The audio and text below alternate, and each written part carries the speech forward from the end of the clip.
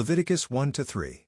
The Lord called Moses and spoke to him from the tent of meeting, saying, Speak to the people of Israel and say to them, When any one of you brings an offering to the Lord, you shall bring your offering of livestock from the herd or from the flock.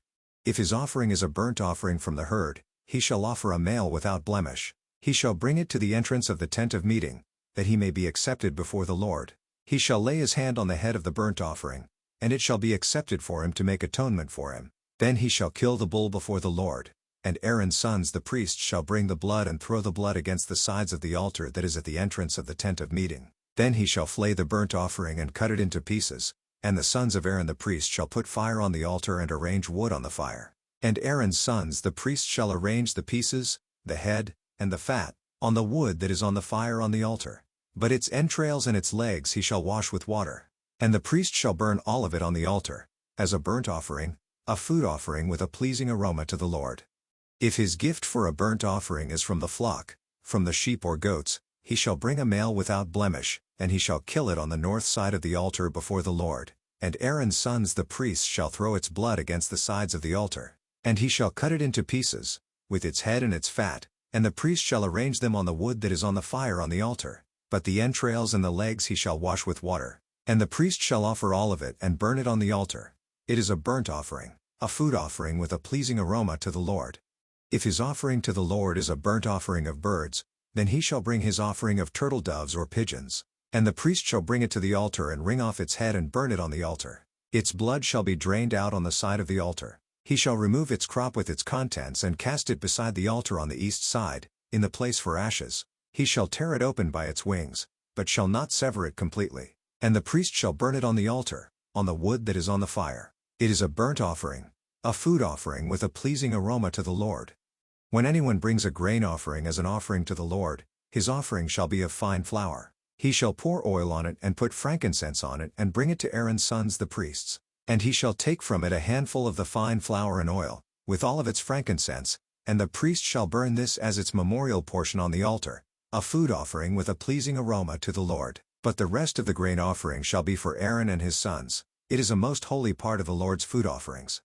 When you bring a grain offering baked in the oven as an offering, it shall be unleavened loaves of fine flour mixed with oil or unleavened wafers smeared with oil. And if your offering is a grain offering baked on a griddle, it shall be of fine flour unleavened, mixed with oil. You shall break it in pieces and pour oil on it. It is a grain offering. And if your offering is a grain offering cooked in a pan, it shall be made of fine flour with oil. And you shall bring the grain offering that is made of these things to the Lord. And when it is presented to the priest, he shall bring it to the altar. And the priest shall take from the grain offering its memorial portion and burn this on the altar, a food offering with a pleasing aroma to the Lord. But the rest of the grain offering shall be for Aaron and his sons. It is a most holy part of the Lord's food offerings. No grain offering that you bring to the Lord shall be made with leaven, for you shall burn no leaven nor any honey as a food offering to the Lord. As an offering of first fruits you may bring them to the Lord, but they shall not be offered on the altar for a pleasing aroma. You shall season all your grain offerings with salt. You shall not let the salt of the covenant with your God be missing from your grain offering. With all your offerings you shall offer salt. If you offer a grain offering of first fruits to the Lord, you shall offer for the grain offering of your first fruits fresh ears, roasted with fire, crushed new grain. And you shall put oil on it and lay frankincense on it. It is a grain offering. And the priest shall burn as its memorial portion some of the crushed grain and some of the oil with all of its frankincense. It is a food offering to the Lord. If his offering is a sacrifice of peace offering, if he offers an animal from the herd, male or female, he shall offer it without blemish before the Lord. And he shall lay his hand on the head of his offering and kill it at the entrance of the tent of meeting. And Aaron's sons the priests shall throw the blood against the sides of the altar. And from the sacrifice of the peace offering, as a food offering to the Lord, he shall offer the fat covering the entrails and all the fat that is on the entrails, and the 2 kidneys with the fat that is on them at the loins, and the long lobe of the liver that he shall remove with the kidneys. Then Aaron's sons shall burn it on the altar on top of the burnt offering, which is on the wood on the fire. It is a food offering with a pleasing aroma to the Lord.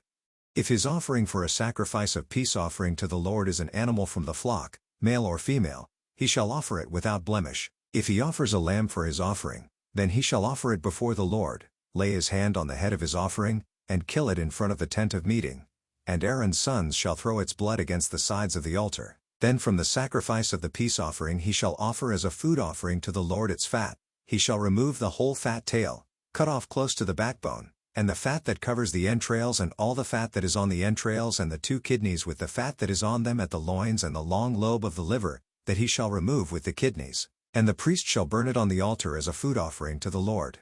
If his offering is a goat, then he shall offer it before the Lord and lay his hand on its head and kill it in front of the tent of meeting, and the sons of Aaron shall throw its blood against the sides of the altar. Then he shall offer from it, as his offering for a food offering to the Lord, the fat covering the entrails and all the fat that is on the entrails and the 2 kidneys with the fat that is on them at the loins and the long lobe of the liver that he shall remove with the kidneys. And the priest shall burn them on the altar as a food offering with a pleasing aroma. All fat is the Lord's. It shall be a statute forever throughout your generations, in all your dwelling places, that you eat neither fat nor blood.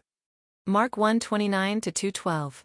And immediately he left the synagogue and entered the house of Simon and Andrew, with James and John. Now Simon's mother-in-law lay ill with a fever, and immediately they told him about her. And he came and took her by the hand and lifted her up, and the fever left her, and she began to serve them. That evening at sundown they brought to him all who were sick or oppressed by demons, and the whole city was gathered together at the door. And he healed many who were sick with various diseases, and cast out many demons, and he would not permit the demons to speak, because they knew him. And rising very early in the morning, while it was still dark, he departed and went out to a desolate place, and there he prayed. And Simon and those who were with him searched for him, and they found him and said to him, "Everyone is looking for you." And he said to them, "Let us go on to the next towns, that I may preach there also, for that is why I came out." And he went throughout all Galilee, preaching in their synagogues and casting out demons.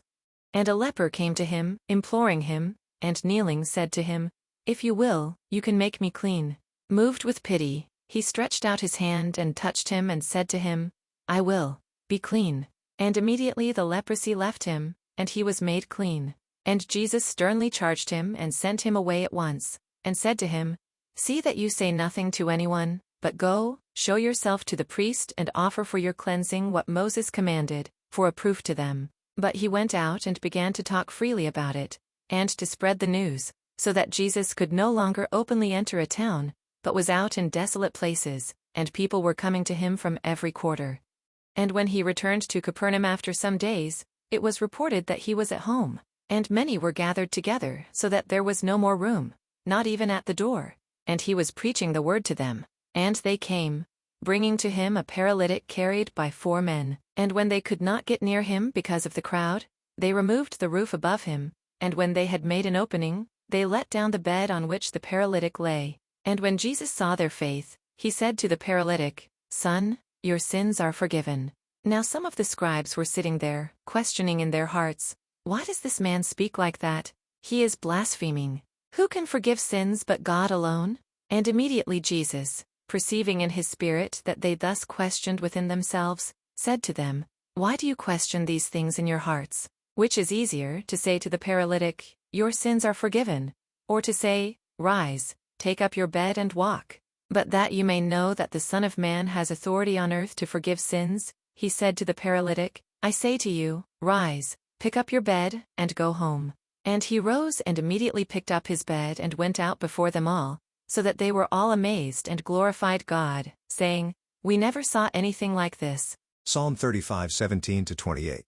How long, O Lord, will you look on? Rescue me from their destruction, my precious life from the lions. I will thank you in the great congregation, in the mighty throng I will praise you. Let not those rejoice over me who are wrongfully my foes, and let not those wink the eye who hate me without cause. For they do not speak peace, but against those who are quiet in the land they devise words of deceit. They open wide their mouths against me. They say, "Aha, aha, our eyes have seen it." You have seen, O Lord, be not silent. O Lord, be not far from me. Awake and rouse yourself for my vindication, for my cause, my God and my Lord. Vindicate me, O Lord, my God, according to your righteousness, and let them not rejoice over me. Let them not say in their hearts, "Aha, our heart's desire." Let them not say, "We have swallowed him up." Let them be put to shame and disappointed altogether who rejoice at my calamity. Let them be clothed with shame and dishonor who magnify themselves against me. Let those who delight in my righteousness shout for joy and be glad and say evermore, "Great is the Lord, who delights in the welfare of his servant." Then my tongue shall tell of your righteousness and of your praise all the day long. Proverbs 9:13-18. The woman folly is loud. She is seductive and knows nothing. She sits at the door of her house. She takes a seat on the highest places of the town, calling to those who pass by, who are going straight on their way, "Whoever is simple, let him turn in here." And to him who lacks sense, she says, "Stolen water is sweet, and bread eaten in secret is pleasant." But he does not know that the dead are there, that her guests are in the depths of Sheol. To be part of the community, please check the link below or go to Facebook and search Daily Hope for Revival. Please take a moment to like, share, and subscribe.